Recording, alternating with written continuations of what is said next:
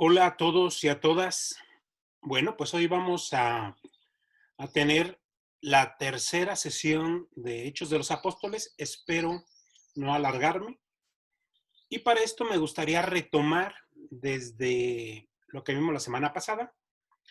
Y lo primero que quisiera retomar es recordar pues que la estructura del libro está en tres partes. Y estas tres partes nosotros la encontramos en el mismo libro de Hechos, en capítulo 1, versículo 8, donde nos dice: y seréis mis testigos en Jerusalén, en toda Judea y Samaria y hasta los confines de la tierra.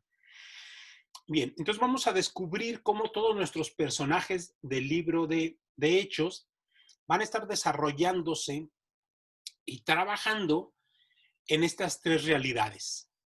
Una misión dentro de la ciudad de Jerusalén, después una expansión de la misión, van saliendo a lo que sería Judea, los alrededores de Jerusalén, y llegar hasta Samaria para, para al final terminar con San Pablo, que es el que va a llevar, es el personaje que se destaca en esa tercera parte, que es el que lleva en la misión a los confines de la tierra. Claro, es la tierra conocida. Bien, mientras que en la primera parte y en la segunda, el, el personaje que se destaca va a ser Pedro. En la última y la tercera va a ser Pablo, pero nosotros hoy vamos a ver las dos primeras partes donde el protagonista va a ser Pedro, perdón. Y no olvidemos que el gran protagonista de todo el libro de Hechos de los Apóstoles va a ser el Espíritu Santo, quien entreteje, arma estrategias, mueve, fomenta, inspira, eh, todo, todo. Muy bien. Esto ya lo vimos la semana pasada, nada más vamos a darle así un repaso rapidito, que sería la primera parte, la iglesia en Jerusalén. Vamos a ver que lo que es el capítulo 1 de Hechos de los Apóstoles va a ser como el capítulo eslabón que va a unir lo que es el final del Evangelio de Lucas y el comienzo de Hechos de los Apóstoles. Entonces tenemos la escena de la ascensión del Señor, que esa escena también está en el libro del Evangelio de Lucas. Entonces Lucas lo usa como el enlace para engarzarse con el nuevo libro.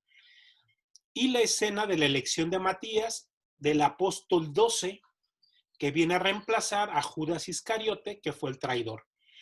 Es necesario que se elija ese apóstol 12 porque en el capítulo 2, cuando llegue el Pentecostés, el Espíritu Santo, este Espíritu también debe ser derramado sobre el apóstol 12, que va a tener, va a ser parte de esta historia, aunque ya no se le mencione.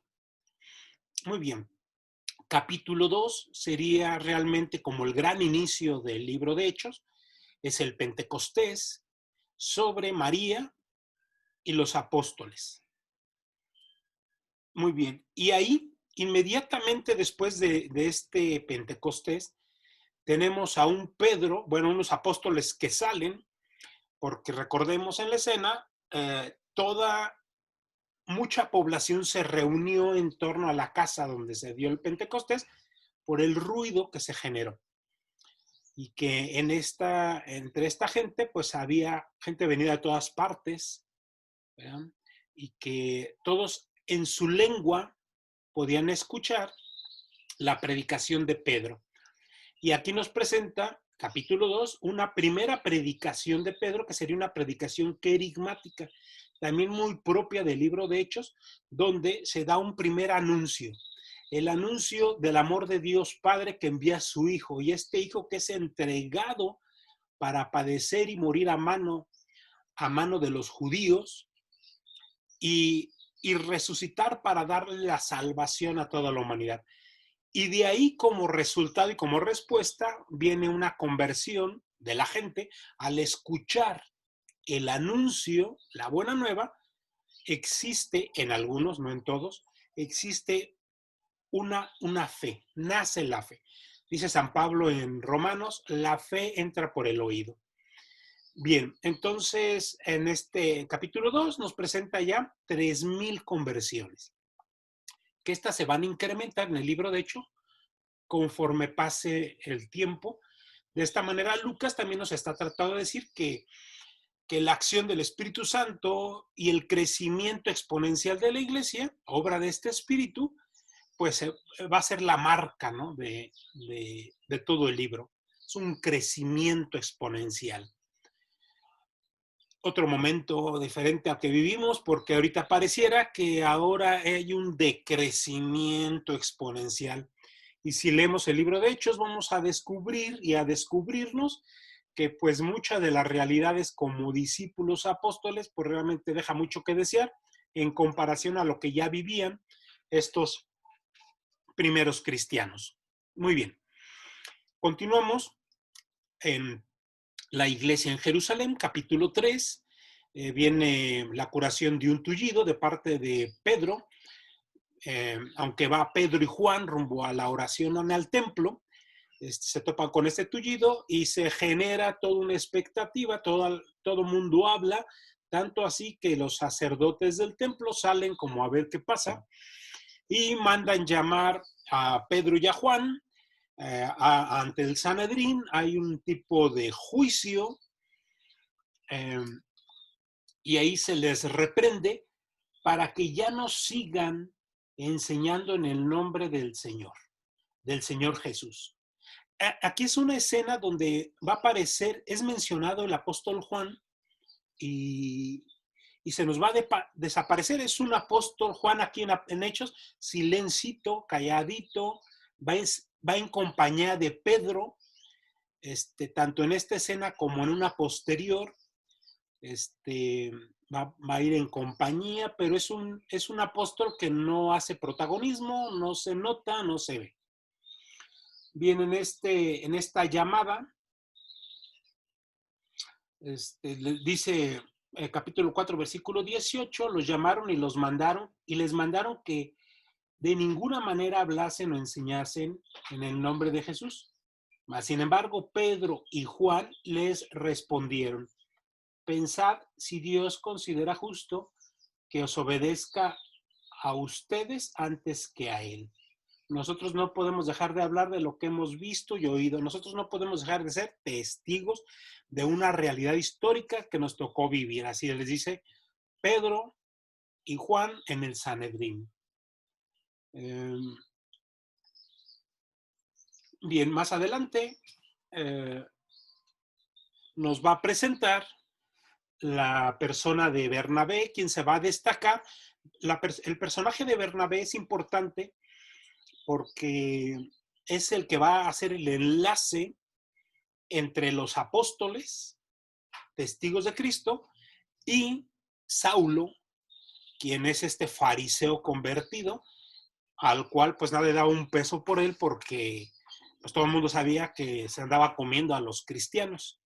Que vamos a recordar es un Pablo, nos lo presenta Hechos, a un Pablo no que ejecutara el asesinato, pero sí que daba la autoridad, que, que él supervisaba tanto la aprehensión como el asesinato de cristianos.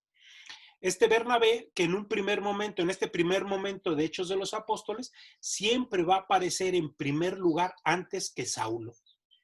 Esto nos quiere decir que en este momento Bernabé tiene mayor rango e importancia y que ya después del capítulo 13 será Pablo quien le dé la vuelta a la página y ahora sea el que retome el protagonismo y la importancia por sobre el mismo Bernabé.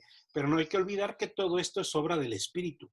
El Espíritu va poniendo en primer momento, saca de la escena, mete a la escena y que realmente no son protagonismos humanos, pero de alguna manera muy literaria, el autor intenta plasmarlo en la lógica del libro.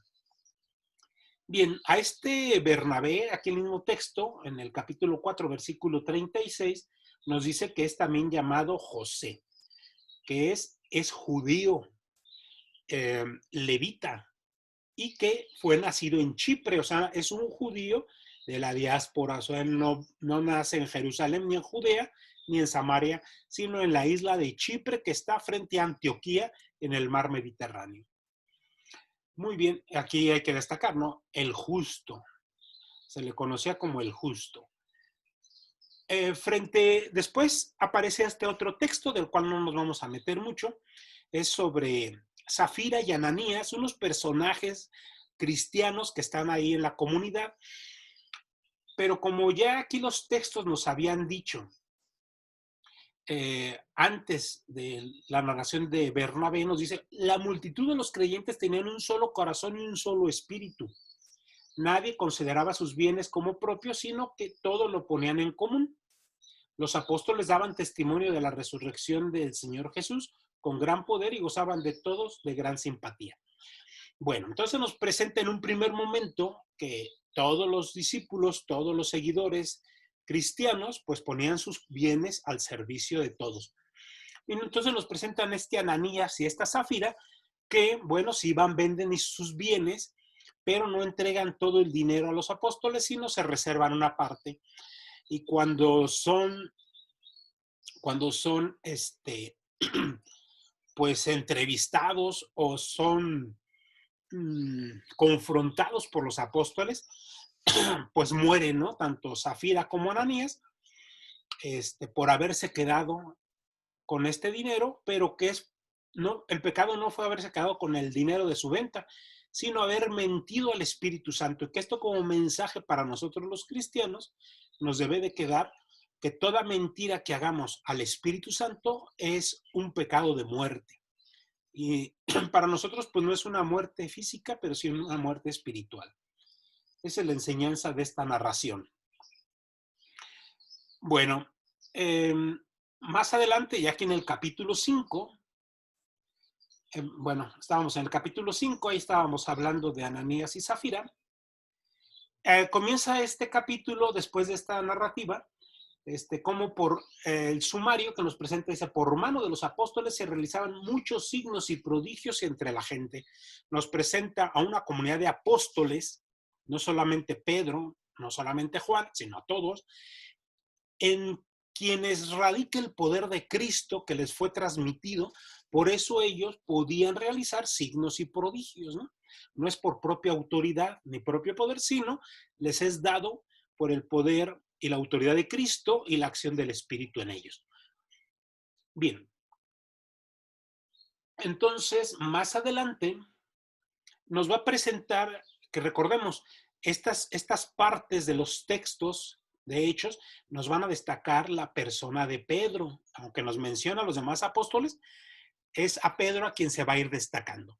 Y nos dice aquí en el texto, en el capítulo 5, versículo 15, dice que tenían tanto poder estos apóstoles, dice que hasta el punto de sacar los enfermos a las plazas y colocarlos en lechos y camillas para que al pasar Pedro, se menciona Pedro, dice, siquiera su sombra cubriese a alguno de ellos.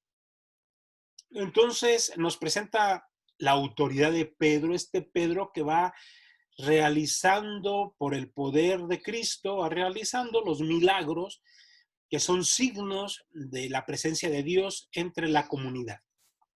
Tanto así que hasta su sombra, como si fuera su sombra una reliquia, daba sanación. Bien, y inmediatamente después viene otra narración sobre la aprehensión de los apóstoles por el mismo Sanedrín, y son juzgados. Dice, pero pues son liberados y auxiliados por el ángel del Señor. Huyen un poquito, como que logran evadirse, pero vuelven a prenderlos. O sea, empezamos a ver ya una confrontación entre los judíos del Sanedrín, la autoridad judía, y esta comunidad de cristianos, ¿no? La autoridad o los líderes de esta comunidad cristiana. Entonces los mandan traer de nuevo porque la prohibición era que no enseñaran en el nombre de Jesús, y se van al templo y siguen enseñando. Los vuelven a prender y dice el texto, entonces el jefe de la guardia marchó con los alguaciles y los trajo, pero sin violencia, dice el texto, porque tenían miedo de que la gente se los apedrease. O sea, esta guardia judía va y los vuelve a llevar al Sanedrín, pero ahora sí con mucho respeto, con muchos derechos humanos, porque no vaya a ser que a la gente se les enoje, ya que la gente está viendo mucha autoridad y poder en estos apóstoles de Cristo. Y se les vuelve a juzgar y se les vuelve a señalar por el mismo Sanedrín, marcándoles que se les prohíbe que vuelvan a, a enseñar en el nombre de Jesús. Más, dice aquí, os prohibimos severamente enseñen en ese nombre. Sin embargo, habéis llenado Jerusalén con vuestra enseñanza.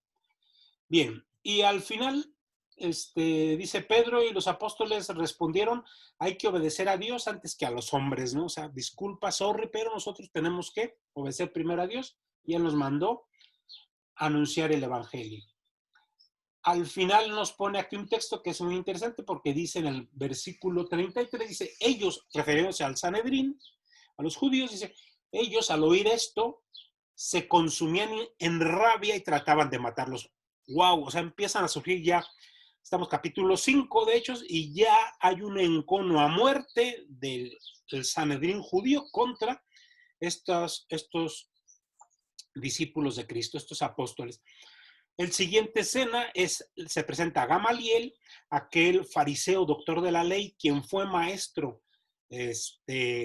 maestro sabio de Pablo, el cual dice, pues, si esto es cosa de los hombres, ellos solitos se van a destruir conforme vayan muriendo. Pero si es cosa de Dios, estos va a prevalecer. Y no vaya a ser que terminen o terminemos luchando contra Dios. Unas palabras proféticas de este Gamaliel, doctor de la ley.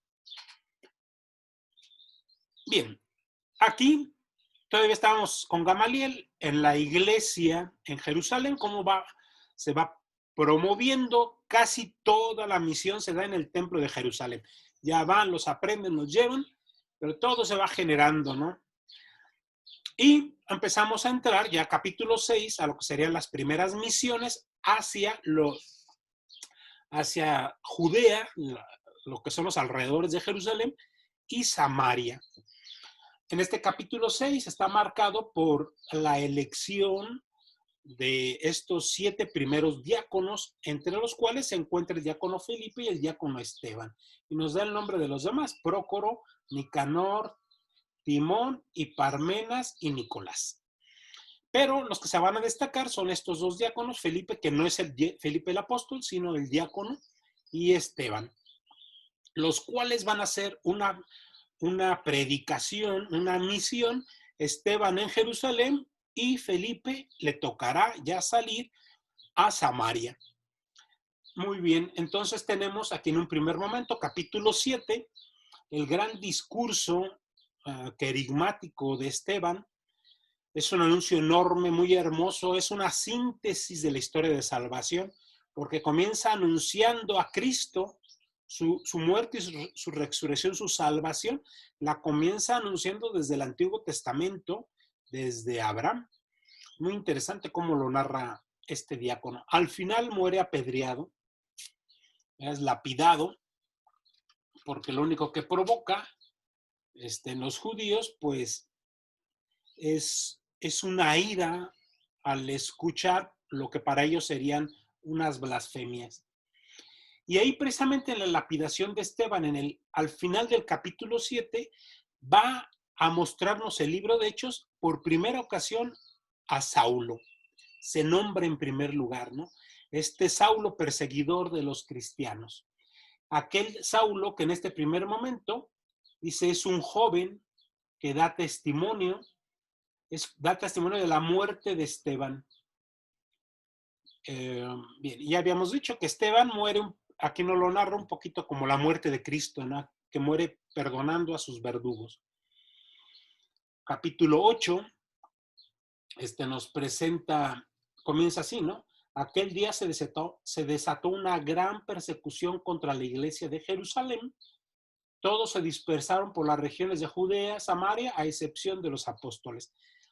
Por la muerte de Esteban se da la dispersión. Hay persecución de parte de los judíos hacia las comunidades cristianas, por lo cual se van todos menos los apóstoles. Los apóstoles no se mueven de Jerusalén porque saben que es la ciudad santa, es la ciudad de Dios, es, es, es la ciudad donde debe de marcarse por el cristianismo, porque es el lugar donde se cumplen todas las profecías.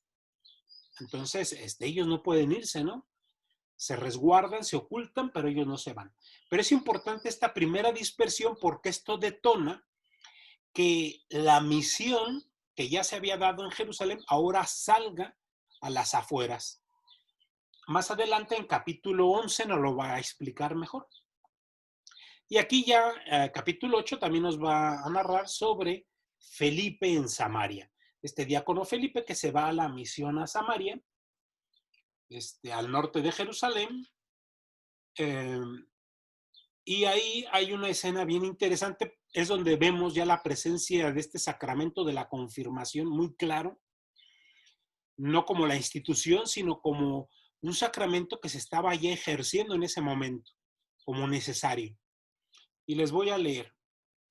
Después de que Felipe está predicando en Samaria, dice, al enterarse los apóstoles que estaban en Jerusalén, porque ellos no salieron de Jerusalén, se enteran de que Samaria había aceptado la palabra de Dios, les enviaron a Pedro y a Juan, o sea, a los apóstoles Pedro y Juan los envían. ¿Pero para qué si ya estaba ahí Felipe, el diácono? Pues aquí está el dato.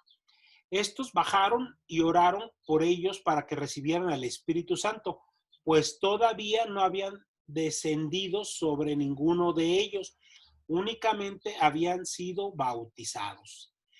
Aquí está presente ya el sacramento de la confirmación.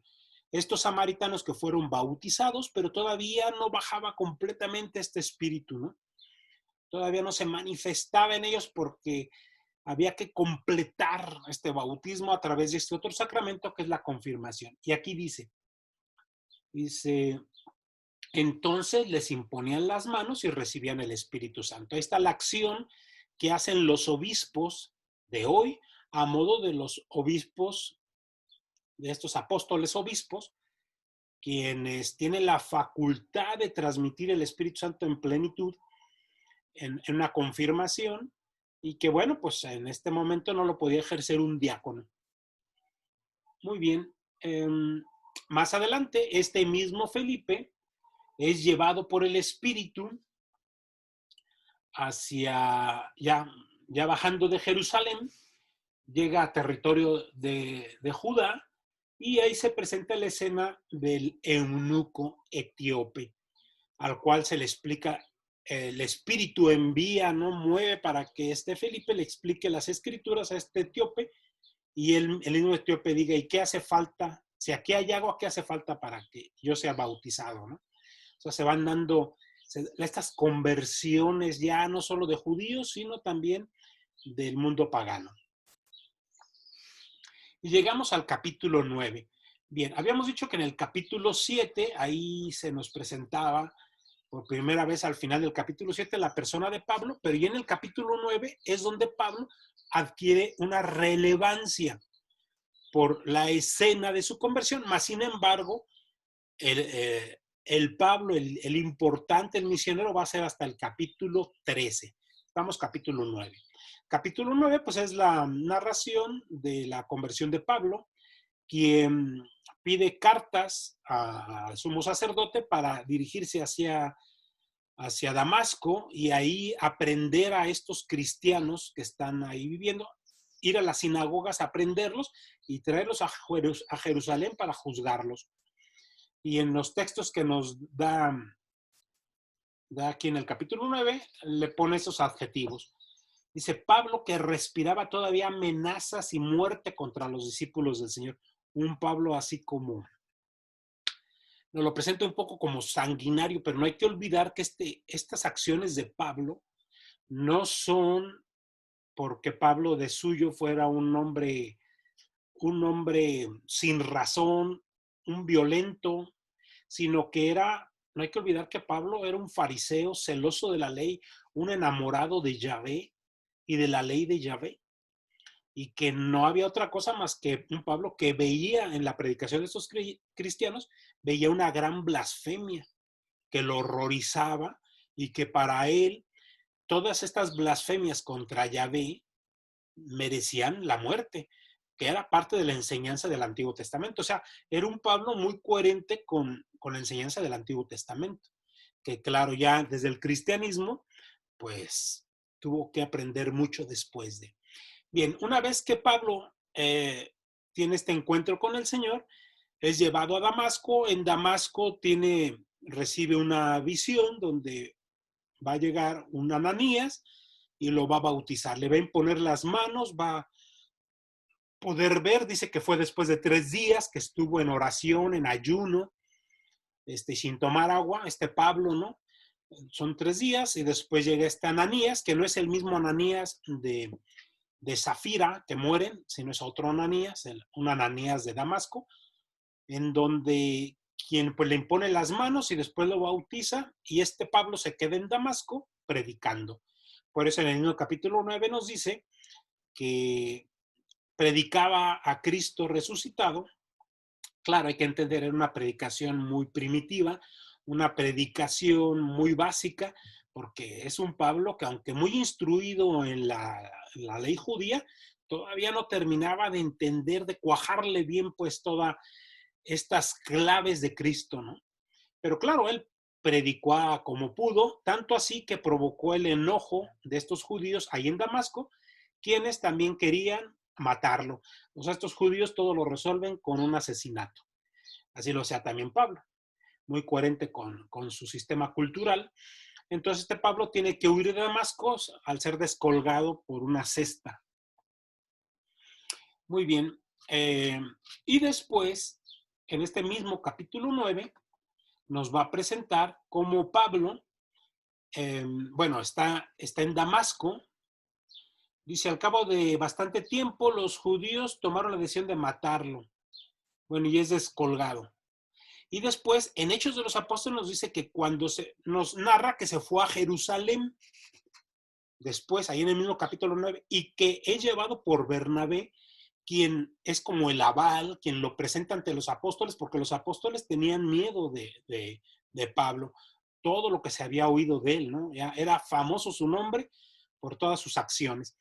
Entonces estos apóstoles que le temían a Pablo y no se le querían acercar ni que se les acercara, pues Bernabé hace ahí la función, lo presenta y testifica, ¿no? Que Pablo estaba anunciando la buena nueva del Señor y predicando la resurrección de Cristo allá en Damasco. Pero aquí tenemos como un corte en el tiempo, porque si nos vamos al libro de Gálatas, en el libro de Gálatas nos explica que después, dicho por el mismo Pablo a los Gálatas, después de su conversión se quedó un tiempo en Damasco, y después de estar en Damasco bajó a Arabia, se supone que es a la tierra de los nabateos. Posiblemente es un Pablo que se va durante 3 años, durante 3 años, un Pablo que seguramente se fue a reflexionar y a profundizar esta nueva enseñanza. Un Pablo que conocía el Antiguo Testamento perfectamente, pero ahora lo tenía que reinterpretar con clave de Cristo resucitado. Toda la antigua ley se tiene que darle una nueva interpretación desde Cristo para poderla entender.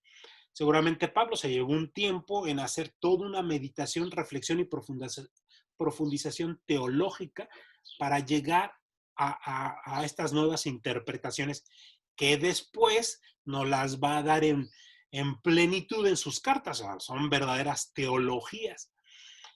Muy bien, entonces Pablo nos dice que se va a Arabia, regresa a Damasco y después se va a Tarso. Y que estando en Tarso va Bernabé por él y lo lleva, pero ya pasados 3 años lo lleva a Jerusalén para presentarlo con estos apóstoles. Y nos dice aquí en Hechos, dice, entonces Bernabé lo tomó consigo y lo presentó a los apóstoles y les contó cómo había visto al Señor en el camino, cómo le habían hablado. Saulo empezó a andar con ellos por Jerusalén predicando con valentía en el nombre del Señor. Hechos no dice que anduvo ahí con ellos. En Gálatas nos dice que estuvo 15 días con Pedro predicando también. Entonces, bueno, vamos viendo que es este gran predicador, teólogo cristiano, tiene todo un proceso de reenseñanza, reaprendizaje para llegar al culmen de la misión. Todavía no está en ese culmen, está haciendo como sus previos, sus intentos, ¿no? Está fogueándose. Muy bien. Bueno, aquí pongo un pequeño mapa. La distancia entre Jerusalén y Damasco, 218 kilómetros. Aquí los marco yo en este mapa con estos puntitos rojos. Ok. Y ahí, pues, seguramente Pablo de Jerusalén para ir a Damasco, pues recorre aquí Samaria, capital, Sicar, luego pasa por Galilea, seguramente pasó ahí por Nazaret, Magdala, Corazín, hasta ir rumbo a Damasco, ¿no? Es la ruta común. Y ya estando un poquito antes, pues es conversión. Aquí en esta tabla nos dice que más o menos entre estas dos ciudades son a pie de 1 a 2 días. Por lo mismo, posiblemente Pablo llevara un caballo, pero de este caballo no se menciona en los textos de Hechos. Pero bueno, todos los autores lo ponen ahí como que cayó de un caballo, aunque realmente los textos dicen que Pablo yendo cayó al suelo, pero no dice de dónde, ¿no? Muy bien. Aquí, en este capítulo 9 y 10, o sea, finales del 9 y lo que es el capítulo 10, se nos da un relieve, se nos destaca, aunque Pedro ya se venía destacando con anterioridad, en este momento se le da como toda, se le da todo un aura, toda su faceta misionera y una misión también para el mundo pagano. Bien, ahí en el capítulo 9, finales del 9, nos presentan a un Pablo que se va rumbo a Lida. Aquí lo pongo, esa flechita, ¿verdad? Que sería de Jerusalén a Lida, que va en dirección hacia el mar Mediterráneo. Ahí está Lida más o menos en medio. Y ahí cura a un paralítico. No dice más datos sobre eso. Pero no hay que olvidar que Pablo no solamente va a Lida a curar a un paralítico, sino se topa el paralítico, pero él está de misión, va anunciando. Estando en Lida, en la ciudad de Jope muere una cristiana muy famosa y conocida llamada Tabita, Tabita, Tabita, o también llamada Dorcas. Y los cristianos de Jope se dan cuenta que Pedro está en Lida, así que lo mandan llamar y lo llevan ante el suceso de la muerte de esta cristiana. Es ahí en el capítulo 9, versículo 36. Sí, nos hablan pues de una gran cristiana, piadosa, una mujer de trabajo. Y dice que cuando Pedro llega, dice, Pedro hizo salir a todos, se puso de rodillas y oró. Después se volvió hacia el cadáver y dijo, Tabita, levántate. Ella abrió sus ojos y al ver a Pedro se incorporó. Esta escena nos recuerda mucho este paralelismo con la resurrección que hace Cristo a la hija del funcionario ahí ahí se me fue el nombre. Bueno, es un milagro muy parecido al que Cristo realizó. Y es lo que intenta hacer Hechos, ¿no? Intenta hacernos un acercamiento de estos apóstoles como aquellos que en sus personas tienen la autoridad y el poder que Cristo ya les transmitió. Por eso realizan las obras similares. Bien, entonces va a Jope y nos dice ahí en Jope que se queda un tiempo y se va a vivir. Veamos, aquí en Jope es una ciudad costera del mar Mediterráneo y que ahí se queda a vivir un tiempo en la casa de un tal Simón el Curtidor. Bien, y ahora comenzando el capítulo 10, viene otra escena. Nos lleva esta escena a Cesarea. Aquí yendo hacia el norte, sobre la misma costa del Mediterráneo, llegamos a Cesarea, que es la capital del gobierno romano de toda esta región. Ahí está el centro de gobierno de Poncio Pilato y de todos los gobernadores romanos en turno. Y en ese lugar, pues, ahí vive un Cornelio, un romano, un general romano, que pues era fiel a las enseñanzas de Jesús. y nos dice que recibe una visión y en esta visión se le aparece un ángel. Pero fíjense lo interesante del texto, porque dice ahí en el capítulo 10, versículo 3, dice, un día hacia la hora nona son las 3 de la tarde, la hora de la muerte de Jesús, pero que forma parte de las horas menores también en la cultura judía. Entonces, la hora nona, 3 de la tarde, es un momento de oración que desde la liturgia de las horas también en el cristianismo lo seguimos viviendo, ¿no? A esa hora está este centurión, Cornelio, en oración, recibe una visión que le dice que mande traer hacia Cesarea a Pedro. Entonces nos dice pues que despacha a unos criados para que vayan por Pedro y ahí en el versículo 9 nos dice que al día siguiente Pedro también se fue a la oración, pero ya no en la hora nona, sino a la hora sexta, que es el mediodía, 12 del mediodía. Y ahí, a esa hora, él tiene otra visión. Y en esta visión, que es la que vamos a ver aquí más adelante, esta visión, dice, subió Pedro a la terraza en la hora sexta para hacer oración y estando sintiendo hambre por las 12 del mediodía, ya hacía hambrita, mientras le preparaban algo de comer, le vino un éxtasis. Dice, y vio el cielo abierto y cómo bajaba hacia la tierra una cosa como un lienzo. Dentro de él había todo tipo de cuadrúpedos, reptiles y aves. Recordemos que para el judío piadoso, la norma que marca el libro de Levítico sobre la pureza y la impureza de los alimentos, pues ahí mismo marca, ¿no? Como hay animales que para el judío se le marcaban como impuros y no se los debía comer. Pero haciendo un análisis de los textos de Levíticos, podemos descubrir que seguramente en esta época del Antiguo Testamento, estando en el Éxodo, estos judíos pues sí debían evitar ciertos alimentos porque en sí les podía traer un peligro por su consumo, ¿no? O sea, en la sabiduría de Dios, al final de cuentas, estos animales no es que fueran impuros o fuera algo contra Dios, sino que estos animales, si se consumían y no se hacía con la adecuada higiene, podía dañarlos en su salud y provocar una pandemia, ya que estamos tan de moda con esta palabra. Por eso, había ciertos animales que se prohibían. Más sin embargo, y este mismo Pedro, piadoso, un hombre, un judío a ultranza, que pues tenía toda su cultura y su formación dentro de un ambiente judío, él dice, ¿no?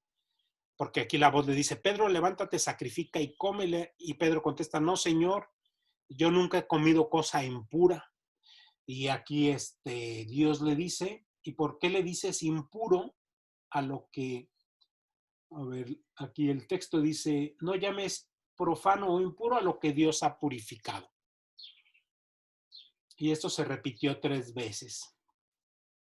Dice, mientras Pedro permanecía perplejo, o sea, pues realmente después de una visión, yo creo que nadie queda muy, muy, muy en su realidad, pues uno anda dispersón. Dice, llegaron a la puerta unos hombres enviados por Cornelio. Llamaron y preguntaron si se hospedaba ahí un Simón Pedro. Estaba Pedro pensando en la visión cuando el Espíritu le dijo, ahí tienes unos hombres que te buscan. Fíjense cómo el Espíritu Santo es, o sea, bien interesante el libro de Hechos. La gente que vive en esa casa no va y le avisa a Pedro, sino el Espíritu Santo va y le dice a Pedro, bájate que ahí te están hablando. Estamos viendo cómo es el Espíritu Santo quien va arreglando, va organizando la estrategia de cómo esto va a ir creciendo. Muy bien, ahí pues tenemos un Pedro que va de camino hacia Cesarea y se topa, llega a la casa de Cornelio. Cuando Pedro entra a la casa, salió Cornelio a su encuentro y cayó postrado a sus pies. Pedro lo levantó y le dijo, levántate que también soy un hombre. Mientras conversaba con él, entró y encontró a muchos reunidos. Y entonces estaba ahí en la casa de Cornelio, no nada más él, sino su familia y su servidumbre, y seguramente invitados. Había mucha gente, no dice cuántos. Y entonces este, pues Cornelio le dice, ¿no? Te he mandado traer porque algo tienes que decirnos. Y entonces Pedro hace un discurso, ¿no? Hace un discurso explicando cómo a través de su visión ahora entiende que, que este tema de lo impuro, porque también el pagano era considerado impuro, pues no es impuro ante Dios y que la salvación de Dios ha venido también para esos paganos a los cuales como judíos se les consideró durante mucho tiempo impuros y que se les consideró, y lo vamos a entender como algo pedagógicamente bueno en su momento histórico para evitar que el pueblo se desviara a otras religiones. Pero de suyo el pagano no es impuro, sino era como una precaución divina para que el pueblo no se contaminara con las otras religiosidades. Pero de suyo, en este momento de la plenitud de los tiempos, pues ya Dios revela que no hay tal impureza. Bien, entonces hace un discurso Pedro, y estando en su discurso, dice, estaba Pedro diciendo estas cosas cuando el Espíritu Santo cayó sobre todos los que escuchaban la palabra. Los fieles o sea, los que acompañaban a Pedro, que eran cristianos judíos, quedaron atónitos al ver que el don del Espíritu había sido derramado también sobre los gentiles, pues le oían hablar en lenguas y alababan a Dios. Y entonces Pedro dijo, ¿acaso puede alguno negar el agua del bautismo a estos que han recibido el Espíritu Santo como nosotros? Así que mandó que fueran bautizados en el nombre de Jesucristo. Después le pidieron que se quedase algunos días. Bien interesante cómo funciona aquí, ¿no? O sea, vemos una unción del Espíritu antes de un bautismo, cuando el bautismo es quien da el Espíritu. Pero aquí es donde entendemos las cosas. Esa es la lógica teológica cristiana. Pero el Espíritu Santo actúa con libertad y no se sujeta ni a sus propias reglas, ¿no? Es un espíritu que se manifiesta en estos paganos sin que hayan, sin que hayan sido bautizados. Lo mismo que le pasó a Pablo, recordemos, ¿no? Un Pablo al que primero se le imponen las manos y recibe el Espíritu y después se le bautiza. O sea, es un Espíritu Santo que va en libertad actuando y para hacer el bien que quiere no se somete ni a reglas lógicas para la iglesia. Entonces, a esto del capítulo 10 en la casa de Cornelio se le conoce como el segundo Pentecostés, ahora sobre paganos, donde a Pedro le queda muy claro que esta fe viene para todos. Y bueno, ahí hay un bautismo a toda una comunidad de paganos y que seguramente entre ellos había niños, los hijos de la familia, y los cuales también fueron bautizados. Entonces ya vamos viendo cómo este bautismo no era especialmente para adultos, aunque sí era lo general, pero también hay la lógica de que se pudo bautizar a muchos niños, ya que en el texto de Hechos dice, se bautizó a toda la familia. Todos los... Ok, bien. Ok, pues aquí todavía seguimos, en la casa de Cornelio, donde Pedro hace otro discurso querigmático, estos famosos discursos querigmáticos del anuncio del amor de Dios y de su Hijo que viene a la salvación para todos y que como consecuencia traen una conversión y un bautismo. Lo mismo le pasó a Felipe con el eunuco, lo mismo pasó después del Pentecostés cuando predica a estos judíos que se reúnen, lo mismo pasa después de predicar frente al Sanedrín, la conversión de tantos que escucharon. Vamos viendo cómo quien va entretejiendo todo esto y quien va fraguando es el Espíritu, y que al final va teniendo esta lógica. La fe entra por el oído, la fe se da por la predicación y la respuesta del que escucha es la fe. La fe es una respuesta y por fe se pide el bautismo. Muy bien, llegamos al capítulo 11 y este capítulo 11 es muy interesante. Bueno, comienza con el retorno de Pedro a Jerusalén y bueno, donde explica, ¿no?, todo lo que vivió, su visión ahí en Jope, la experiencia que vive Cesarea y va explicando, ¿no? A los apóstoles y a las comunidades de los cristianos ahí en Jerusalén, que se explica pues cómo este espíritu viene para todos y es una salvación en el espíritu donde ya no hay ni judío ni pagano. Pero llegamos ahí a lo que sería el versículo 30 y, a ver, permítanme, ¿no? Si es 19. En el 19, y precisamente por eso pongo esta lámina, nos explica la fundación de esta iglesia de Antioquía. Recordemos que ya la iglesia y la predicación del evangelio ya se ha dado, ¿no? Ya llegó a Samaria, pues ya llegó a Cesarea, ya llegó a Jope, y ahora nos va a mencionar este caso que es muy particular de esta iglesia de Antioquía. Pero no olvidemos que es Antioquía de Siria, porque en el Asia Menor hay otra Antioquía que se llama de Pisidia. Es más, aquí donde pongo el cursor es Antioquía de Pisidia, y en más al sur tenemos Antioquía de Siria, que es la Antioquía que se menciona aquí en el libro de Hechos, en este momento, donde surge una gran iglesia cristiana y que es bien interesante el texto, porque dice, allá en el versículo 19, los que se habían dispersado a causa de la persecución originada tras la muerte de Esteban, llegaron en su recorrido hasta Fenicia, Chipre y Antioquía. Chipre es esta isla que está frente a Antioquía, y aquí tenemos Antioquía, entonces son los lugares donde hay un asentamiento de cristianos que venían huyendo de la persecución del judaísmo de Jerusalén. Y eso hace que este cristianismo florezca en estos lugares. Hay una predicación ya de estas comunidades que se van asentando y se empiezan a estructurar como iglesias, aunque hasta ahorita nos lo presenta como si no hubiera presencia de apóstoles, ¿eh? Es más, ahí, en este primer momento, capítulo 11, no hay presencia de apóstoles. Tanto así que ahí en el versículo 22 del capítulo 11 dice, cuando la noticia llegó a oídos de la iglesia de Jerusalén, o sea, cuando los apóstoles en Jerusalén escuchan del crecimiento de esta iglesia de Antioquía de Siria, enviaron a Bernabé. Este Bernabé que está ahí haciendo toda una chambita, un poquito como pues como un asesor, como una mano fuerte de estos apóstoles. Entonces lo envían a Antioquía para que haga como una supervisión, es como un enviado a modo de observador de qué está pasando, ver si esta iglesia de Antioquía de Siria es fiel al evangelio o se ha deformado.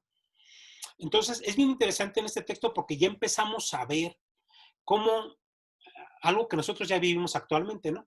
Cómo el magisterio, o sea, el Papa y los obispos cuidan celosamente, ¿verdad?, que las comunidades no se desvíen y cómo hay unos enviados a modo de delegados apostólicos en nuestros días, ¿no? Que ya aquí en Hechos de los Apóstoles lo vemos presente.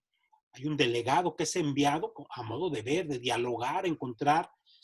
Muy bien, entonces es enviado Bernabé, pero dice, al llegar Bernabé y ver que todo lo que Dios había obrado entre ellos, se alegró y exhortaba a todos en permanecer unidos en el Señor. Entonces descubre que esta iglesia está llena del Espíritu y que pues no tienen ningún problema, que son fieles a las enseñanzas del Señor.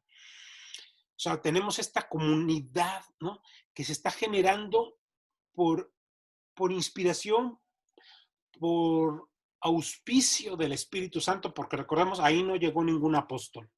O sea, es el Espíritu Santo que va creciendo, va moviendo. No es la acción, ni el pensamiento, ni la estrategia humana, sino el Espíritu.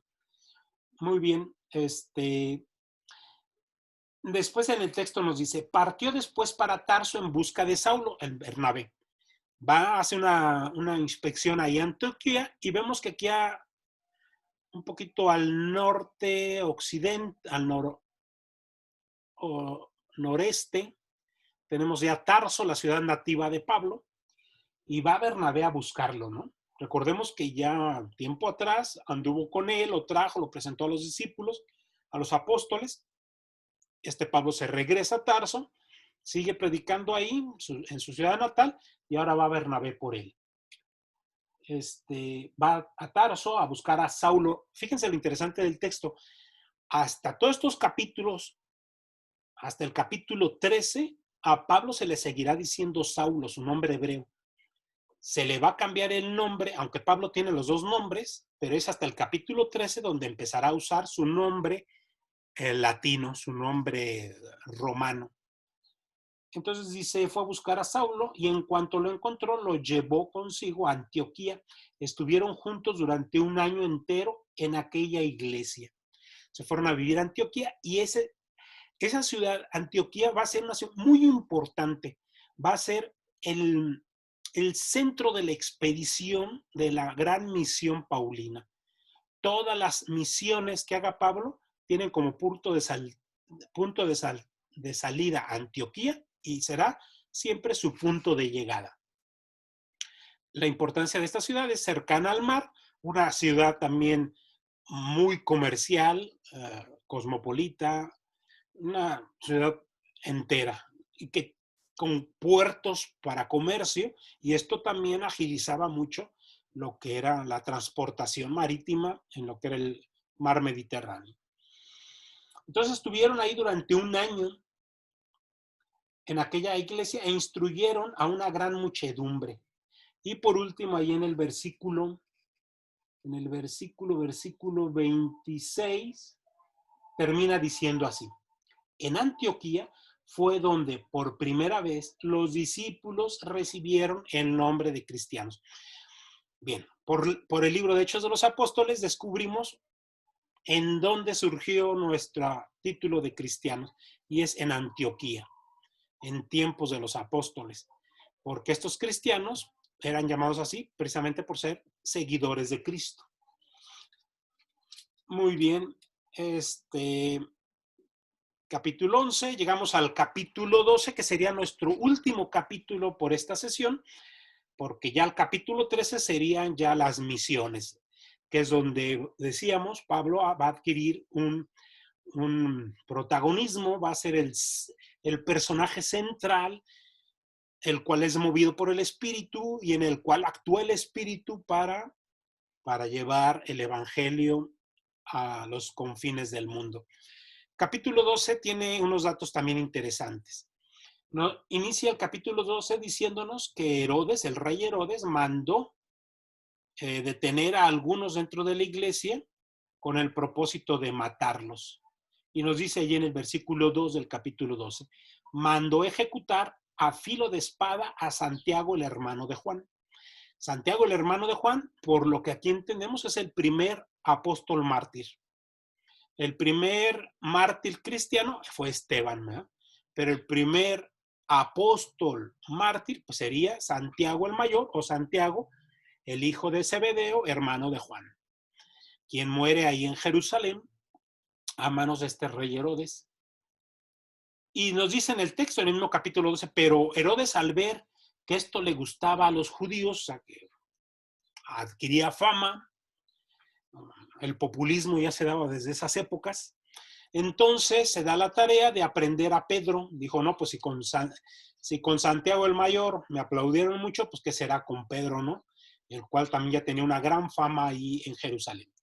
Aprenden a Pedro y también con la intención de asesinarlo, pero decide que sea después de la Pascua, el asesinato de Pedro. Pero para esto, pues viene la escena de la liberación milagrosa de Pedro. Un ángel llega, lo despierta, se le caen las cadenas, las puertas están abiertas, aunque hay guardias, él logra salir. Y nos dice aquí, ¿no? En el texto un dato curioso que dice que Pedro todavía iba confuso y no sabía si aquello era real. Iba dirigido por un ángel, ¿no? No sabía si era una visión, si esta visión era real o era un sueño. Pedro volvió en sí, pensó, ahora me doy cuenta realmente de que el Señor ha enviado un ángel y me ha librado de las manos de Herodes y de todo lo que esperaban hacerme los judíos. Y dice que saliendo de la prisión se va a la casa de una tal María, y nos dice quién era esta María, que era una señora, que era la mamá de Juan, llamado por sobrenombre Marcos. Llega Pedro a la casa de la mamá del evangelista Marcos, que viven en Jerusalén, donde dice el texto, donde se hallaban muchos reunidos en oración.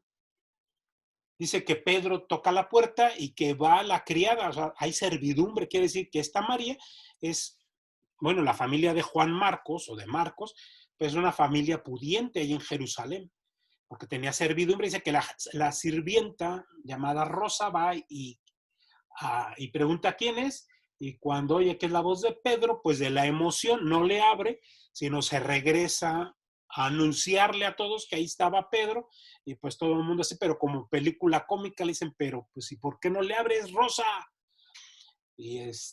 Pero bueno, todos emocionados, y entra Pedro a la casa de María, la mamá de Marcos. Dice, ahí les da un discurso. Dice, cuando se hizo de día, se formó un alboroto, no pequeño entre los soldados, se preguntaban qué había sido de Pedro. Y entonces Herodes manda ejecutar a la guardia que estaba custodiando a Pedro. Y entonces nos dice, después Pedro salió de Judea y regresó a Cesarea, ahí donde está Cornelio, y ahí se quedó. Esto que está en el capítulo 12, versículo 19, ahí se pierde Pedro. Capítulo 12, versículo 19, no se vuelve a hablar de Pedro. Se desvanece en la historia de Hechos, porque ahora quien va a asumir el nuevo protagonismo va a ser Pablo, que sería ya en el capítulo 13. Interesante, ¿no? Como el evangelista, perdón, Lucas, pues hace toda una trama y cómo va disolviendo personajes y luego cómo va entresacando nuevos personajes, va armándole su historia con anticipación para cuando llegue el momento culmen todo el mundo entienda de este personaje. Lo mismo hace con Bernabé, lo mismo hace con Pablo. Pero en este momento Pedro desapareció del mapa de Hechos de los Apóstoles. Bien, y con esto pues terminamos, bueno, al final del capítulo 12 termina con la muerte de Herodes, donde nos dice pues que muere como pasto de gusano, ¿no? Rey que se sintió capaz de hacerse aclamar como divino, y que por eso el ángel del Señor, pues, dice, por no haberle cedido la gloria a Dios, Herodes quedó convertido en pasto de gusanos, o sea, murió gusanado. Y al final dice Pablo y Saulo, perdón, al final aquí en el versículo 24, en el capítulo 12, versículo 24, dice así, Bernabé y Saulo. Todavía el importante aquí, al final del capítulo 12, el importante sigue siendo Bernabé, por eso se pone en primer lugar, Bernabé y Saulo. Dice, entre tanto, la palabra de Dios crecía y se propagaba. Bernabé y Saulo volvieron una vez cumplido su ministerio en Jerusalén, trayéndose consigo a Juan por sobrenombre Marcos. O sea, Bernabé y Saulo, que estaban en Jerusalén, se regresan a Antioquía y se llevan con ellos a este famoso Juan Marcos, que será nuestro futuro evangelista. Muy bien, bueno, pues con esto termino esta sesión. La próxima semana veremos ya del capítulo 13 en adelante, que son las misiones de Pablo. Bueno, pues les agradezco mucho, espero que esto haya sido, que les sirva mucho, y también les encargo mucho lo que les envíe por correo electrónico, que serían los textos de Hechos de los Apóstoles, donde ya ahí les puse unos pequeños ejercicios que van a servir a modo de tarea y también nos van a ayudar para nuestras calificaciones. Y sin más, pues que la fuerza del Espíritu Santo los acompañe. Adiós.